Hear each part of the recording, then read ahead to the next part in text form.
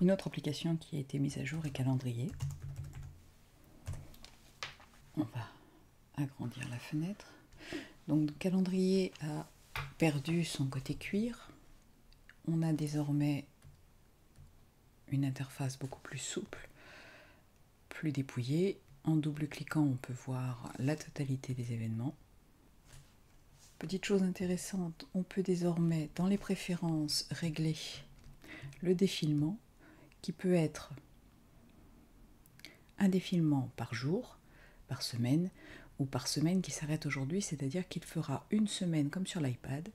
On va faire comme ça, on va voir un petit peu. Donc si je me déplace, alors évidemment il faut que je me mette en mode semaine. Si vous sélectionnez jour, en utilisant les défilements, on va se déplacer jour par jour. Et sinon, on peut se déplacer par semaine, ce qui peut être pratique dans certains cas. On a ici un calendrier des vacances, en sachant que les vacances françaises ne sont pas encore reconnues. Toujours les différents comptes. Dans la rubrique avancée, on peut afficher les numéros de semaine et l'on peut attribuer des alertes différentes en fonction des calendriers. En dehors de ça, on voit une nouvelle police de caractère qui est Helvetica. Ce mode ressemble beaucoup à celui de l'iPad. Et lorsque l'on va créer un nouvel événement, on a ici un panneau beaucoup plus simplifié qui permet de changer de calendrier, de modifier les dates, les récurrences, ainsi que le trajet. Nous allons en reparler dans 5 minutes et on peut toujours insérer des notes, des liens ou une pièce jointe. Côté trajet, pour attribuer un trajet de façon manuelle, il suffit de le noter. Donc on va dire par exemple, et vous voyez ici apparaître un temps de trajet. Grâce à la petite icône, vous avez la barre qui est la barre de début de l'événement et le trajet qui a été rajouté. Je vais retourner à aujourd'hui. Autre nouveauté, la barre du temps qui indique ici quel moment de la journée je suis. Donc si j'ai des événements, je vois exactement où je me positionne. Pour ajouter rapidement un nouvel événement, il suffit de taper. Et désormais, la création intelligente comprend les notions de repas. Si je valide, il m'a bien mis un petit déjeuner qu'il estime être à 9 h. Il n'a pas reconnu l'invité par contre. Et demain matin, il l'a bien mis à la date du 20. On peut bien sûr utiliser autre chose que petit déjeuner. Donc si je dis déjeuner vendredi avec X, le dîner est à 20 h. Ben oui, forcément, vendredi et demain. Imaginons que je crée un rendez-vous avec une personne ou une destination contenue dans mon carnet d'adresses. Je vais créer un nouvel événement.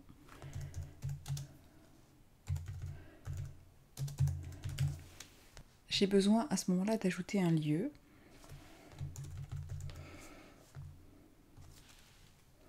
Tapez Apple. Il va rechercher en premier parmi mes contacts. Il me propose un certain nombre de destinations qui sont déjà enregistrées dans l'ordinateur et dans Maps. Donc par exemple, je vais dire Apple, cette place de Iéna. À ce moment-là, j'ai directement la carte qui s'affiche avec les conditions atmosphériques actuelles. Et si j'ouvre du coup la rubrique trajet, j'ai ici le trajet en voiture, le trajet à pied que je peux customiser. Il calcule ceci par rapport à ma propre fiche que j'ai renseignée, auquel j'ai donné une adresse et j'ai donné juste une adresse de bureau. Si j'avais deux adresses différentes, il me proposerait un trajet à partir du bureau, un trajet à partir de la maison. Si je lui explique que je vais y aller en voiture, il rajoute automatiquement le temps de trajet avec les conditions de route du moment et me propose dans ces cas-là de mettre une alerte quand je dois partir, en sachant qu'il va vous alerter pile poil 27 minutes avant. Si vous voulez être prêt avant, il vaut mieux rajouter une alerte manuelle un petit peu de temps avant pour que vous puissiez vous préparer.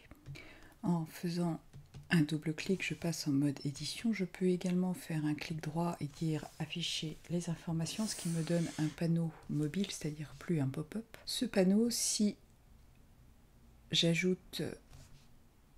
j'ai des invités à prévenir, je peux également faire un clic et envoyer l'événement par email, un email à tous les invités ou un message à tous les invités, suivant ce que vous avez laissé comme coordonnées. Si je clique sur la carte, je vais avoir l'application Maps qui s'ouvre et vous remarquez qu'il me fait ici un plan avec tout l'itinéraire. Je peux choisir le plan à pied, je peux choisir le plan en voiture qui n'est pas le même en fonction des sens de circulation, et vous avez ici toutes les instructions. À tout moment, vous pouvez changer la destination, par exemple faire le trajet de retour, qui ne sera pas forcément le même. Vous avez des trajets alternatifs. Ici, vous avez un trajet noté estimé à 33 minutes, 31 minutes et à 30 minutes. Donc vous me dites, effectivement, ça c'est pratique, mais je ne vais pas partir avec mon Mac. Comment je fais pour l'avoir sur mon iPhone? Et bien c'est possible également.